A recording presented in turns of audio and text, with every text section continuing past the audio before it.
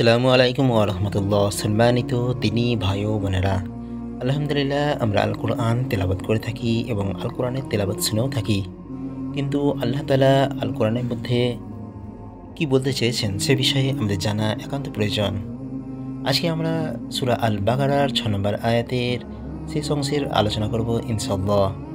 আল্লাহ তাআলা সূরা আল বাকারার ৬ নম্বর আয়াতে বলেছেন, যার বাংলা তর্জমা হলো, যারা কুফরি করেছে আপনি তাদেরকে সতর্ক করুন বা না করুন, তারা ঈমান আনবে না।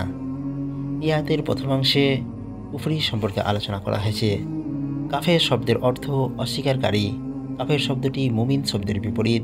বিভিন্ন কারণে কেউ কাফের হয়, তার মধ্যে বিশেষ করে ঈমানের ৬টি রুকুনের যে কোনো একটির প্রতি ঈমান না থাকলে সে নিঃসন্দেহে কাফের। এই কাফেরকে আমরা দুভাগে ভাগ করেছি, এক বড় কুফর এবং ২ ছোট কুফর। এ সম্পর্কে আমরা আগের ভিডিও সমূহে ধারাবাহিকভাবে আলোচনা করেছি।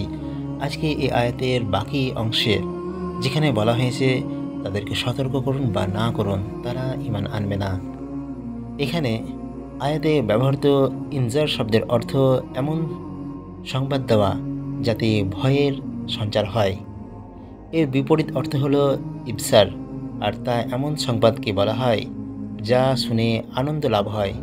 সাধারণ অর্থে ইনজার বলতে ভয় প্রদর্শন করা, কিন্তু প্রকৃতপক্ষে শুধু ভয় প্রদর্শনকে ইনজার বলা হয় না, বরং শব্দটি দ্বারা এমন ভয় প্রদর্শন বোঝায় যা দয়ার ভিত্তিতে হয়ে থাকে, যেমন মা সন্তানকে আগুন, সাপ, বিচ্ছু এবং হিংস্র জীবজন্তু হতে ভয় দেখিয়ে থাকে। নজির বা ভয় প্রদর্শনকারী ওই সমস্ত ব্যক্তি যারা অনুগ্রহ করে মানবজাতিকে যথার্থ ভয়ের খবর জানিয়ে দিয়েছেন। এজন্যই নবী রসুলগণকে খাসভাবে নজির বলা হয়, কেননা তারা দয়া ও সতর্কতার ভিত্তিতে অবশ্যম্ভাবী বিপদ হতে ভয় প্রদর্শন করার জন্যই প্রেরিত হয়েছেন।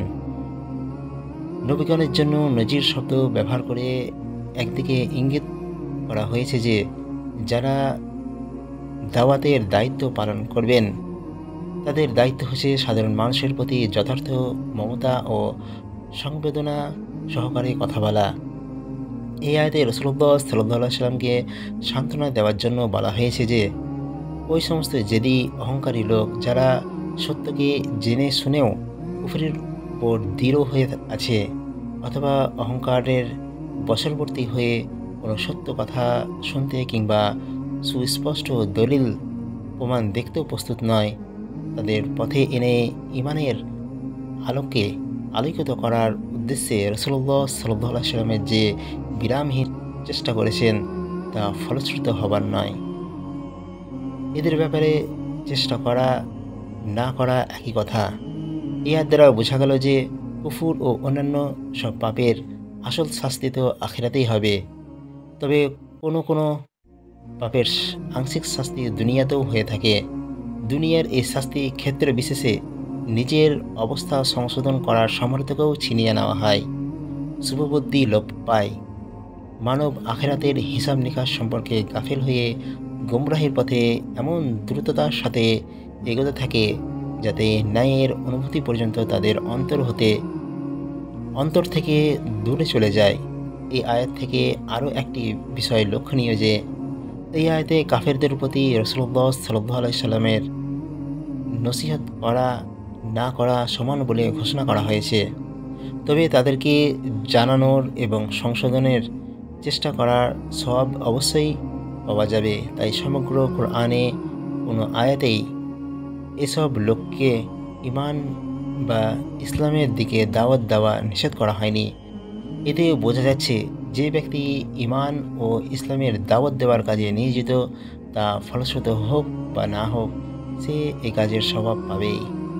এই আয়াতে শেষ অংশে বলা হয়েছে তারা ঈমান আনবে না।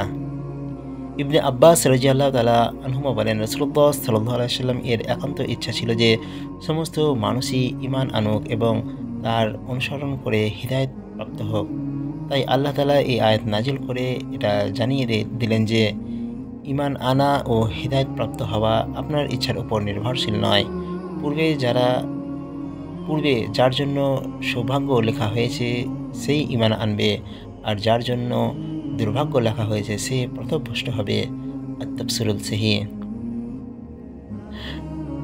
পরবর্তী ভিডিওতে আমরা ৭ নম্বর আয়াতের আলোচনা করব ইনশাআল্লাহ।